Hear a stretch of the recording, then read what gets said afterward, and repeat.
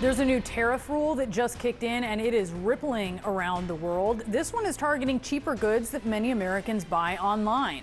President Trump's executive order ends what is known as the de minimis exemption. And for decades, it has allowed packages that are valued at less than $800 to enter the country duty free.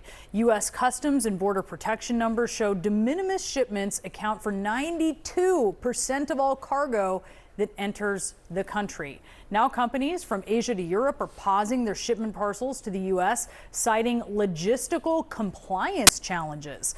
Official data shows that in 2024, the volume reached 1.36 billion packages, or 4 million packages processed each day.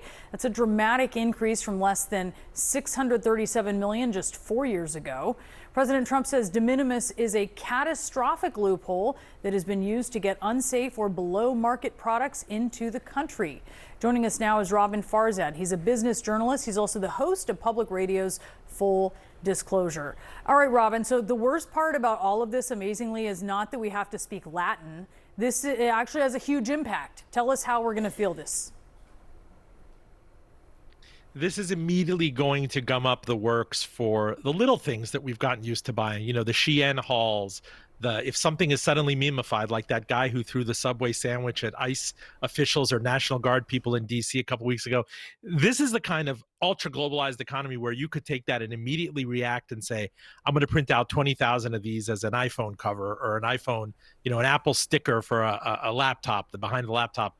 This makes that so much more difficult. This throws sand into that. This adds layer of friction, compliance. You have to ask yourself, how much of it is going to be tariffed? Is it exempted? And so for the meantime, you have the merchants, prospective and otherwise, saying, and the shippers saying, we're just not going to do it at all until and unless we get more clarity on it.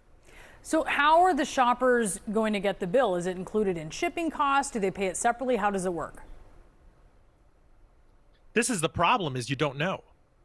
Right? And there's not an omnibus way of doing it. It determines, is there metal content? Is there aluminum content that's sourced from abroad?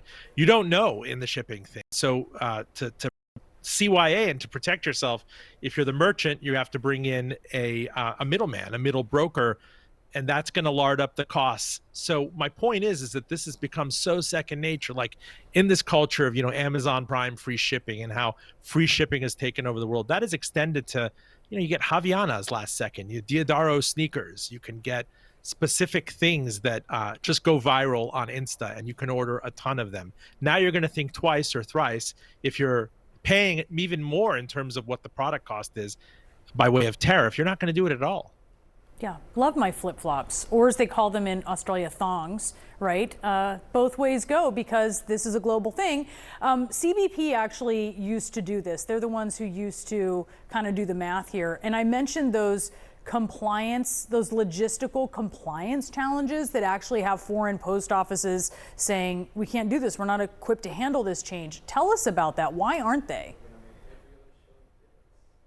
They're just not built to do that. I mean, it's one thing to turn to a FedEx or a UPS, which is intensely, back officed into American corporations and B2B accounts. It's another thing to depend on varying, U.S. postal, Italy's postal system. There's no uniformity.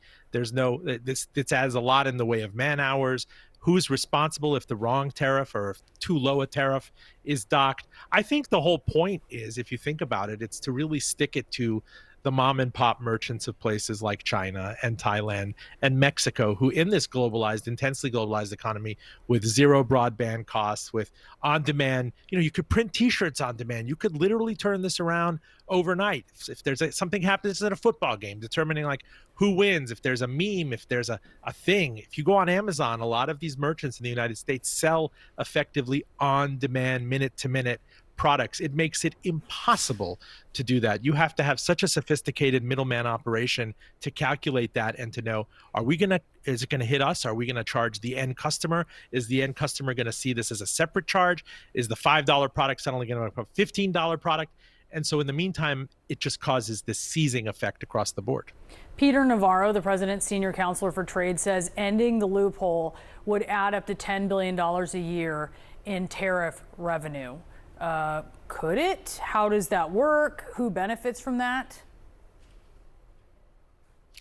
Technically, but guess who ends up paying it? I don't think these merchants want to eat it. I think they want to pass it along. This is a creative way of taxing, I think, the U.S. end customer and saying, look, you're doing a double mitzvah, if you will. You're hurting these people who are exploiting the loophole abroad, right? The Chinese dumping, and you're collecting revenue in the United States that will help us bring down our enormous debt and the interest expense.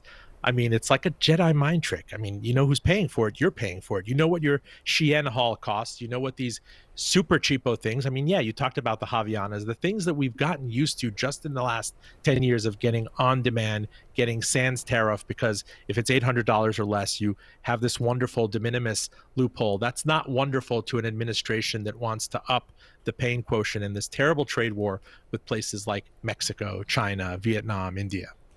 The double mitzvah de minimis Jedi mind trick. I love it. You always explain things so well, Robin. Thank you so much.